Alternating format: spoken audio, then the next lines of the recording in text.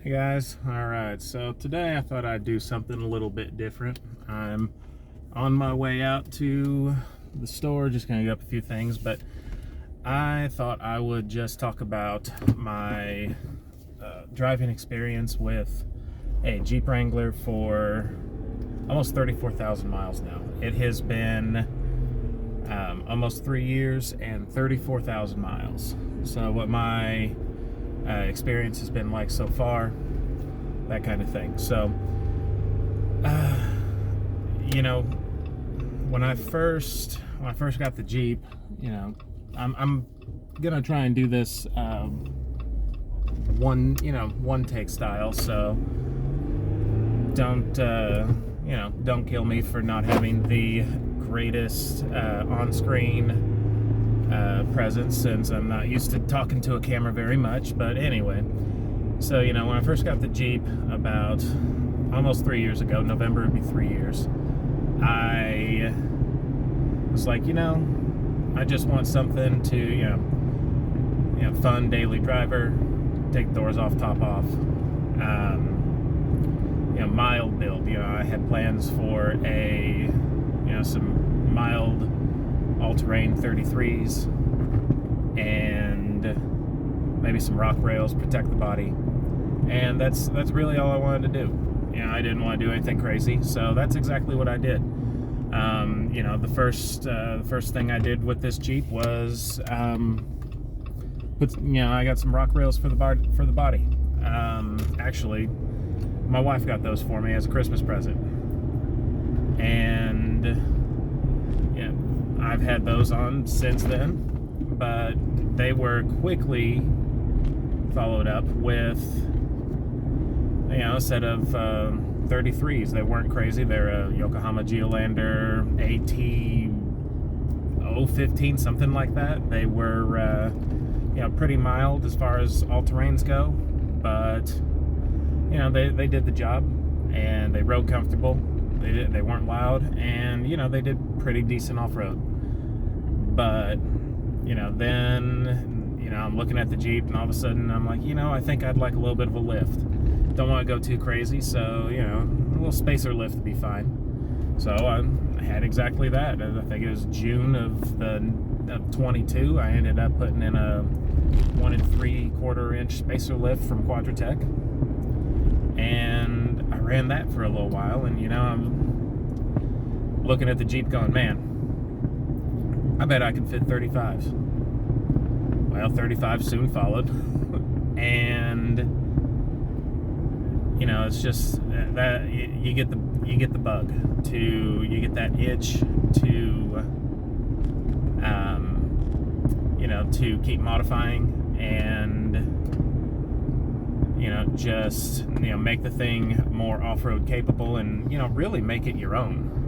That's one of the good things about the Jeep. And that's so if we're talking about things that I love about the Jeep, things I don't like about the Jeep, and things I hate about the Jeep, that's definitely one of the things I love about the Jeep, is the fact that you can absolutely modify it so much.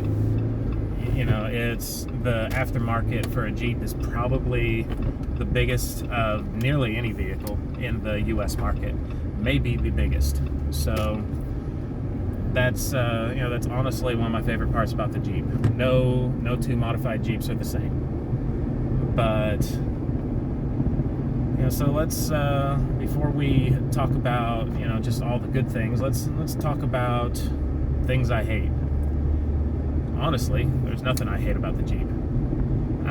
It's been so much, it's just been so cool. There's, I don't hate anything about it. There's stuff I don't like, which we'll get to, but right now, I love everything about the Jeep. Well, not everything, but anyway. Again, the things I love about the Jeep, like I said, the ease of modification, the amount of mods on the market. You don't have to be limited to one manufacturer or one website or anything like that. There is a plethora. So that's sometimes it can almost be overwhelming by the amount of mods that you can do on the Jeep. But let's talk about some things that I don't like about the Jeep. Oh, we've got some, we have some workers here. So the thing I don't like about the Jeep, really, there's gas mileage. Gas mileage is not great. But I knew that going in. I first got it when it was stock on 31-inch all seasons. I was getting 21, 22 miles a gallon. But then every mod that I've done has made this vehicle worse in gas mileage. But, you know that going into it. So that doesn't bother me. But the thing I really don't like about the Jeep is, the ride quality. Man, it can get a little bit rough. It never rode great to begin with. But now that I've done so many modifications to it, it's not helped. It's not helped the ride quality. Those are really probably the only two things that I don't like about the Jeep, is just the ride and the gas mileage. But no one buys a Jeep for the ride and the gas mileage. You just don't. So the things, of course, I love about it that we talk. I already mentioned the ease of modability and how much aftermarket support it has. What else I like about it, is just the fact that I can go in under a minute. I can go from enclosed like I am now to I could take the back windows out and put the top all the way back in less than a minute. Throw the windows in the back and I'm good to go. And that's amazing. Sorry if you hear a flapping on this. I've got my Lions flag out and I'm flying my Lions flag. So it's football season and they had a good season last year, hoping for a repeat. But anyway, I tell people that I've had more fun in this Jeep than I've had in any other vehicle with my clothes on. It is so much fun just to take the doors off, take the top all the way back. It is just freedom.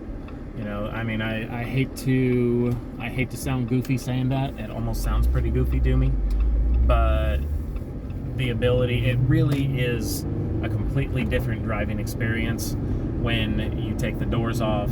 You're hitting up some back roads and you've got the top off and it's just the wind in your hair and the stereo cranked up. All the Jeep drivers know what I'm talking about. It's different even than being in like a regular convertible. I've driven convertibles before. My dad's got a convertible Mustang. He has a Fox body Mustang. I've drove a more modern Mustang convertible when I was on my honeymoon. That was our rental for the week. That was, it's a different experience than that. Then of course the ability to go off-road and just crawl up any obstacle. I've had this Jeep on nothing extreme, but 3-4 rated trails, the difficult end of a 4 rated trail. And, it just goes. You point it somewhere and it just goes. I've barely even spun a tire in it. Hoping that in the next couple of years I'll be able to maybe get it built up a little bit more, that I can tackle some more challenging stuff. Maybe head out west to get change of scenery from the East Coast trails, the East Tennessee trails. But maybe head out to Moab or something. That would be a dream come true to me. But so those are all the things that I like about it. If we're talking about things that I would do different, I would tell people, don't cheap out and do things right the first time. That would be my advice. Because, now I had, like I said, when I first bought this, when I really did just have plans for some mild all-terrains and some rock rails, and that was it. But Then I ended up getting a lift kit. It was a spacer lift, which is fine, for clearing 35s. But then you miss the extra articulation that a true suspension lift gives you. And my advice would be, don't cheap out. If you want to lift your Jeep, then lift your Jeep. You get a real suspension lift. Don't just throw some puck spacers in there and call it a day. When the wheels I have on it now are they're Willys takeoffs. It's a Sport, and I wanted black wheels. So I found some on Facebook Marketplace for a few $100. Some Willys takeoffs, and I threw those on, and it looks great. But I wasn't given any thought at the time to backspacing or the width of the wheel, and how I'm gonna have to switch wheels again, because it'll be the third set of wheels that I've had on this Jeep, because when these tires wear out, I'm wanting to get rid of my wheel spacers, because on a lift the 35s fit, but they fit on and off-road as long as my sway bar was connected. When I disconnected my sway bar, they would rub. So I got some spacers to fix that problem, but spacers are not an optimal solution. They might not rub if I had a Rubicon with the wider axles, but I don't have a Rubicon. I just have a Sport. So I'm gonna eventually have to swap out the wheels. The shocks I have on it are cheapo Rancho shocks. They're like an RS 5000X or something like that, and they were okay when I was on a suspension or just a spacer lift. But now that I'm on a taller and more robust suspension lift with a higher spring rate, we're looking at these.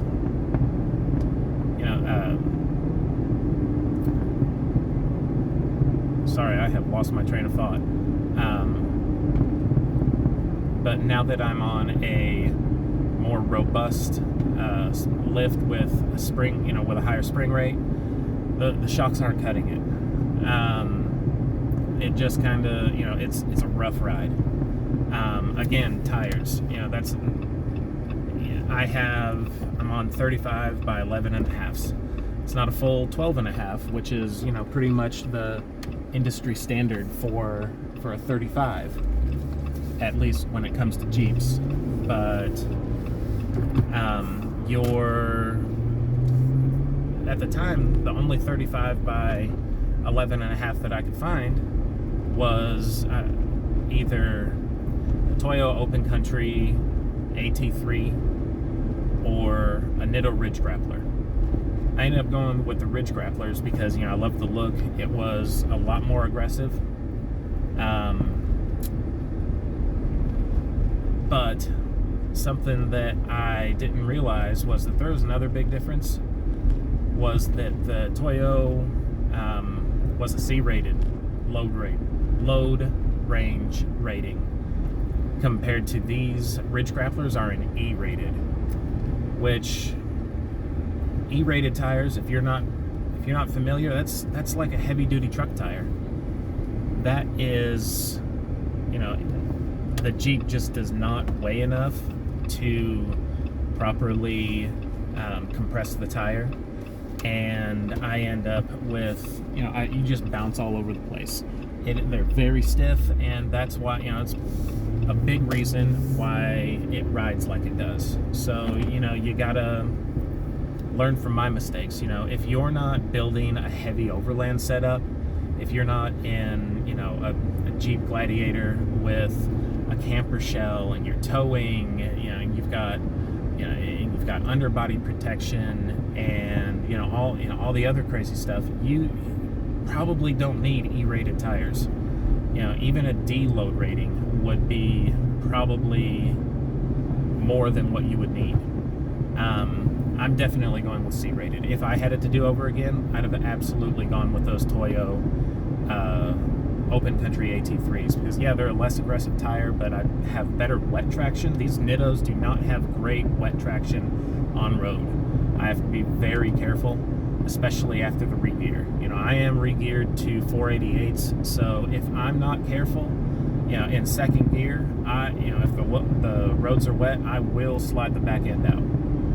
So, plus a Toyo AT3, I've heard nothing but good about them. I'm sure that they probably would have been nearly as good as these Nittos off-road. But, we live and learn. I'm going to run these suckers until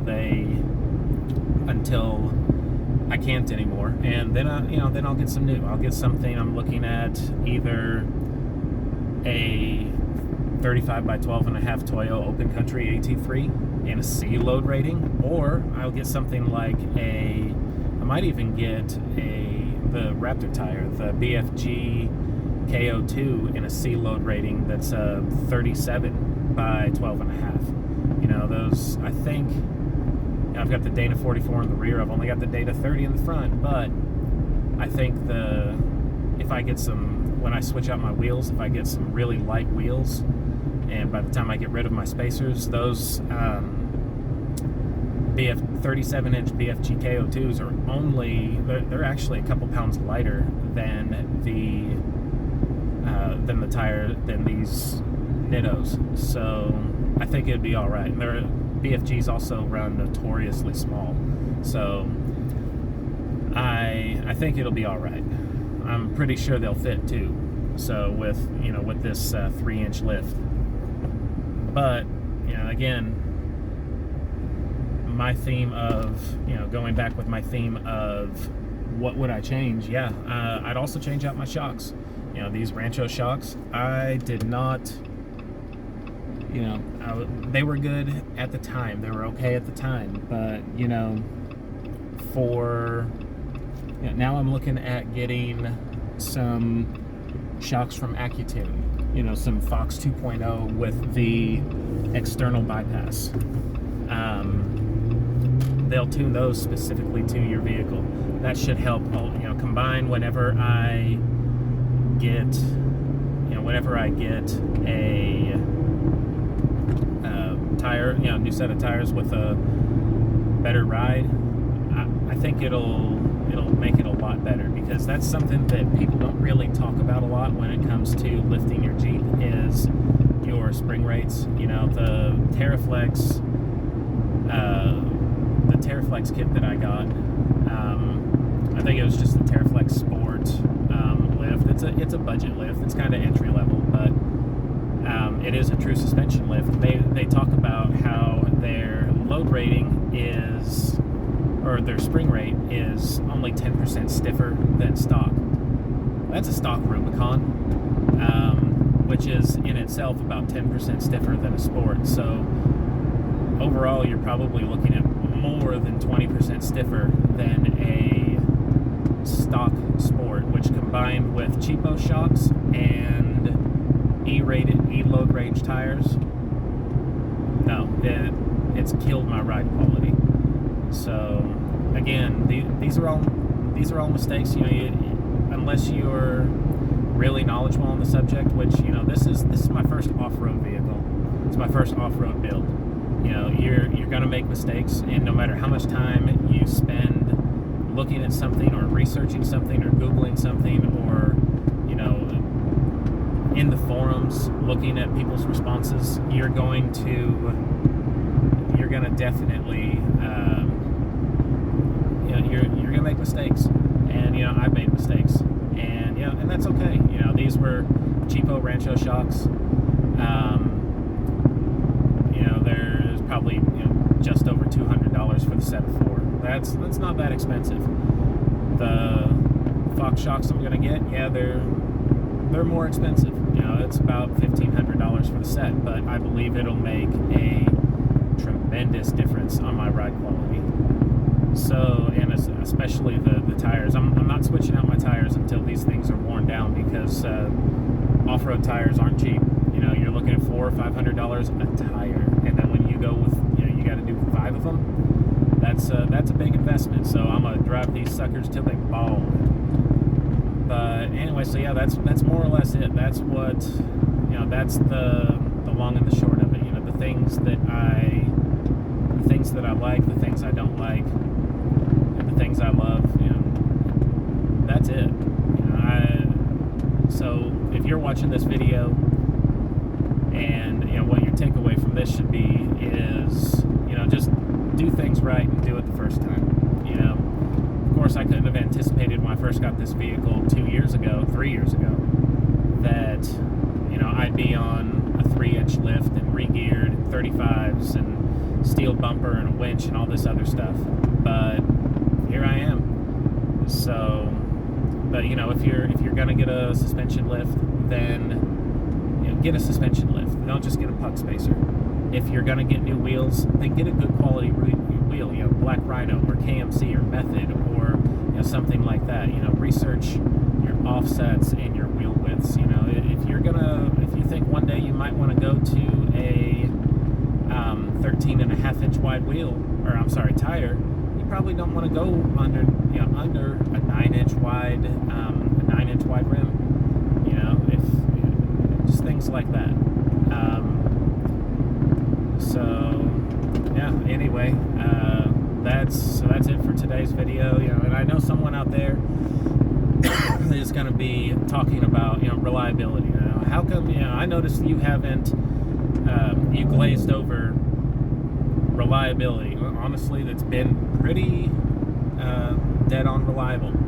The only issue I've had with this vehicle in almost 3 years of ownership has been a dead battery. The Mopar batteries are notoriously junk.